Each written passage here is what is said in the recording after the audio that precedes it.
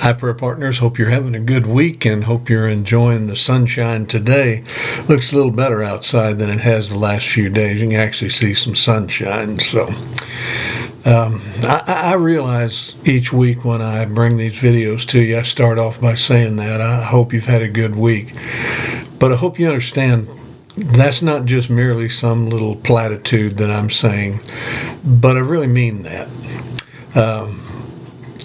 There's a small letter back in the New Testament called 3 John, written by the Apostle John. And in 3 John, first verse, it says, "The elder," in other words, he's addressing himself, "unto the well-beloved Gaius, whom I love in the truth."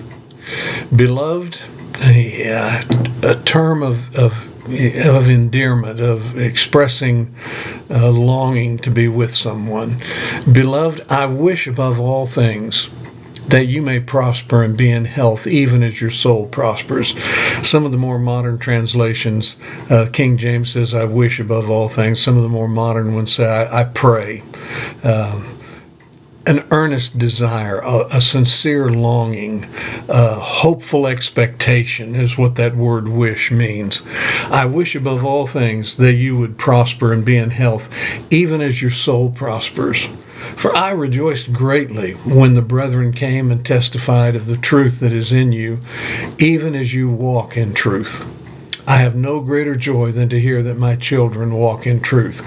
There was a deep connection between John and Gaius, and he was writing just to say, I want you to know that I'm praying for you. I wish above all things. That started me thinking, what is my wish for you? I mean, I know I say that weekly. I hope you're enjoying your week and those kind of things. But in my prayers for you, I've been thinking about this week. My prayers for the prayer partners. I came up with several different things. My wish for you, my prayer for you, is that you have faith. Not just ordinary faith, but I'm talking about that supernatural, risk-taking, death-defying faith that causes us to accomplish great things for God, to experience the unbridled, miraculous power of God. Spiritual version of bungee jumping, I think. I tell you, I remember being at a church in North Carolina one time, and there was some bridge that spanned this great gulf, and if I remember right, I think it was like a quarter of a mile high, and that was a big attraction for people from all over the world to come there and tie a bungee cord to that bridge and jump off. And why in the world anybody would ever want to do that, I don't know. But you talk about faith. I mean, they had faith in that bungee cord. And that's my prayer for you, spiritually speaking, is that you would have faith in Jesus to do things that others would never even dare to attempt.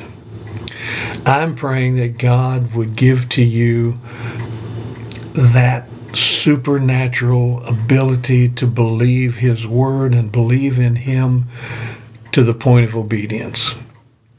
For some of you, I wish for you faith to be able to step into the unknown and begin ministering to others. I know some of you do that, and I know some of you want to do that. And it's my prayer for each of you that some of you might go on a short-term mission trip. Just take that step of faith and say, yes, I'm going to go see what's going on in these other countries and pray for these people, help them. For others, I'm praying that it might be a leap of faith into career missions. The thought of leaving everything behind and going to another country is petrifying to some folks. But I'm praying that for those of you that God has that for you, that He would give you the faith to say, yes, Lord. For others, maybe some of you have been wrestling with the call in your life of being a pastor, an evangelist, a denominational worker, a Sunday school teacher, whatever it might be. But I'm praying that God would give you that kind of faith to say, Lord, whatever, whenever, wherever. And for others, I'm praying that God would give you the faith to be able to walk across the street and tell your neighbors about Jesus.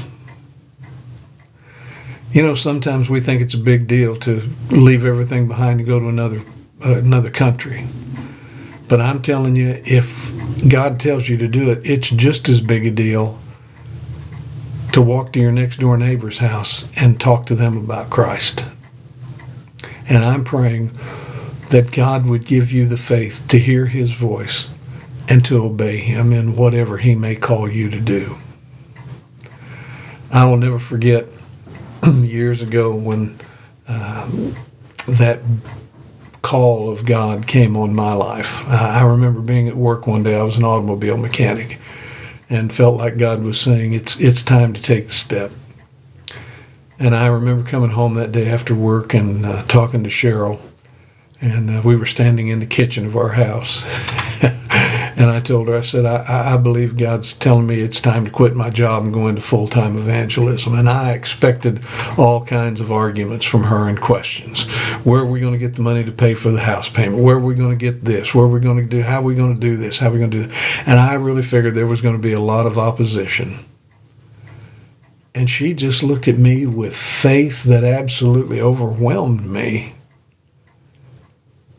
And without any hesitation said, if that's what God told us to do, then that's what we need to do. I'm praying that God would grant you that kind of faith. That whether it's a full-time situation, whether it's a part-time temporary thing, or again, whether it's just sit down at a dinner table with family or a friend and tell them about Jesus, or walk across the street and talk to a neighbor. My prayer for you, my wish for you, my hope for you, my confident expectation in the Lord for you is faith. God bless. Have a great week.